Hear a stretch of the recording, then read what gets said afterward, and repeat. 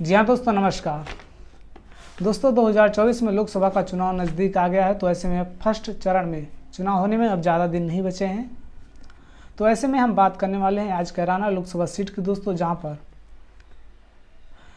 Samajwadi party ने इकरा हसन को लोकसभा का उम्मीदवार बनाया है। वहीं पर भारतीय जनता पार्टी ने प्रदीप चौधरी को अपना लोकसभा का उम्मीदवार बनाया है। वहीं पर बसपा ने धर्म सिंह सैनी को अपना लोकसभा का उम्मीदवार बनाया है।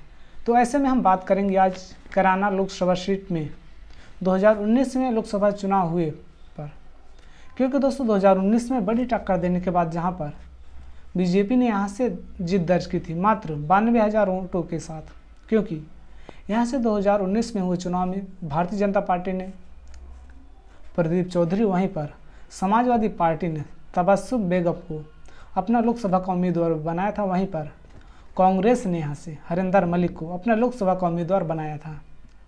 तो यानी कि ये 3 उम्मीदवार थे जो कि ये तीसरे नंबर पर हैं।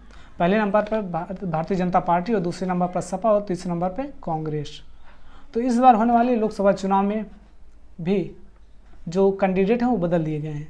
समाजवादी पार्टी की तरफ से 2024 में लोकसभा जो चुनाव होगा, इसमें से इकरा हसन को लोकसभा का उम्मीदवार बनाया है। वहीं पर भारतीय जनता पार्टी ने प्रदीप चौधरी पर फिर से भरोसा जताया। वहीं पर और अगर हम बात करें यहाँ पर दोस्तों 5 लोकसभा सीटें हैं। 5 लोकसभा सीटों में 2 पर आरएलडी और 2 पर भारतीय जनता पार्टी और 1 पर सपा का कब्जा है।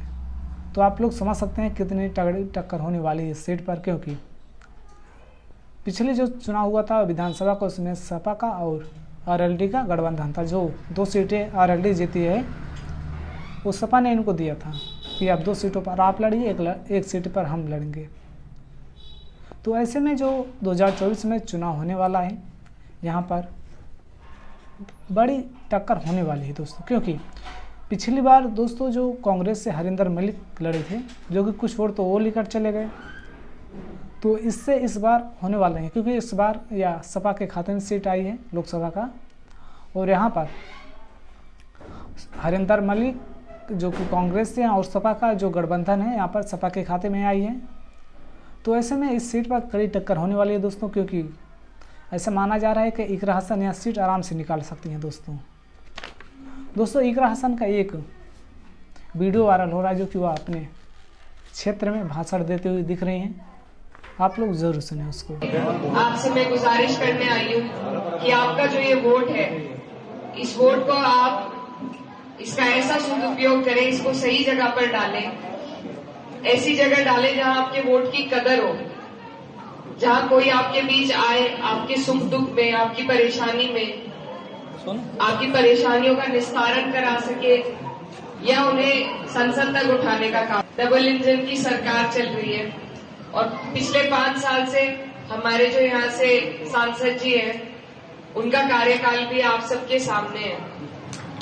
इतने धरने हमने यहाँ मील पर दिए, एक भी धरने में हमारे सांसद जी ने आकर किसी की पूछ नहीं करी कि क्या परेशानी है। न ही कोई भी हमारी बकाया भुगतान की डिमांड संसद में उठाई, न एमएसपी के दावे का मुद्दा एक बार भी उठाया, और न मुझे उम्मीद है शायद आपके बीच भी पूरे 5 साल में कभी नहीं आए होंगे।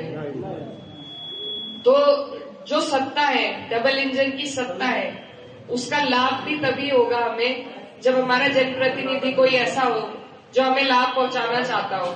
हर जगह प्रधानमंत्री आके काम नहीं कर सकते, हर जगह मुख्यमंत्री नहीं काम कर सकते। यहाँ के काम यहाँ के एमएलए, यहाँ के एमपी, यही के लोग कर सकते हैं। और जब वही लोग हम ऐसे चुनेंगे जिनकी इच्छा ना हो हमारे लिए कुछ करने की, तो फिर 5 साल का पछतावा रहेगा। आज 5 साल के पूरे कार्यकाल के बाद ये वक्त आया है हमारे पास। गलती उनकी नहीं है, गलती हमारी है कि हमने उन्हें बिना मांगे अपना वोट दिया। 90% एक तरफा वोट दिया, और जब बिना मांगे कोई चीज दी जाती है तो उसकी कदर कहीं नहीं होती। तो जब हम धरनों पर बैठते थे, सब बड़े बुजुर्ग यही कहते थे, परेशानी में ही धरनों पे बैठा जाता है, कोई अपनी मर्जी से खुशहाली में नहीं बैठता। अपने ही पेमेंट के लिए जब आप धरने देते थे और वहां हम सब बैठते थे, तो बड़े बुजुर्ग यही कहते थे कि अब के मौका आएगा तो अब बताएंगे। आज ये मौका आपके हमारे सामने है। अगर हम इस बार इस मौके से चूक गए तो फिर 5 साल का पछतावा होगा।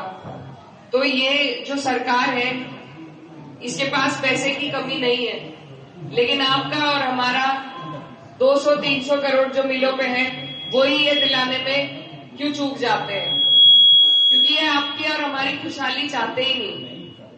ये बात आपको और हमें समझने की है और इसी को सोचते हुए अपना वोट देने की है। तो ये टाइम है आपका, आपने जो पूरे 5 साल परेशानियां झेली हैं, उसका जवाब देने का यही वक्त है और माध्यम है वोट, और किसी तरीके से हम जवाब नहीं दे सकते। तो इसीलिए मेरा आप सभी से अनुरोध है कि आप लोग सही जगह वोट डालें। मैं भी इस क्षेत्र की बेटी हूँ। मेरे पिताजी यहाँ से विधायक भी रहे, सांसद भी रहे, और उन्हें खास तौर पर जाट समाज का बहुत लगाव था उन्हें जाट समाज से, और बहुत प्यार उन्हें मिला। यहाँ से जब वो मुजफ्फरनगर लड़ने गए थे लोकसभा का चुनाव, तो भी वो आप सबके दमखम पर ही वहां लड़ने गए थे। तो आप लोगों ने हमेशा परिवार को प्यार दिया, मेरे पिताजी को अपनाया, उन्हें कई बार जनप्रतिनिधि बनाया, और उन्होंने भी हमेशा मजबूती के साथ आप सबकी सेवा करी।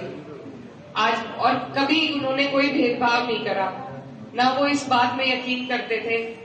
वो हमेशा यही कहते थे कि किसी भी नेता की कोई जात होती है, ना कोई धर्म होता है, ना बिरादरी होती है। उसके जो लोग हैं, उसकी जो जनता है, उन्हीं का धर्म, उन्हीं की जातियां सब उसकी अपनी होती है। और जब कोई नेता किसी एक जात का या बिरादरी का या धर्म का झुकाव करने लगे, तो वहीं से उस नेता का पतन शुरू हो जाता है। तो यही उनकी सीख है और इसी को आगे लेकर मैं चलना चाहती हूँ, और उसके लिए मुझे आज आप सबके साथ की जरूरत है। आज अगर आपने अपना आशीर्वाद और समर्थन मुझे दिया, तो मैं आपसे वादा करती हूँ कि आने वाले वक्त में जिस तरीके से मेरे पिताजी आप सब लोगों के लिए तैयार रहते थे आपकी लड़ाई लड़ने के लिए, मैं भी मजबूती के साथ आपसे आगे आपकी लड़ाई लड़ने के लिए तैयार रहूंगी। इसी के साथ आपका आशीर्वाद लेने के लिए आपके बीच आई थी। बहुत बहुत धन्यवाद।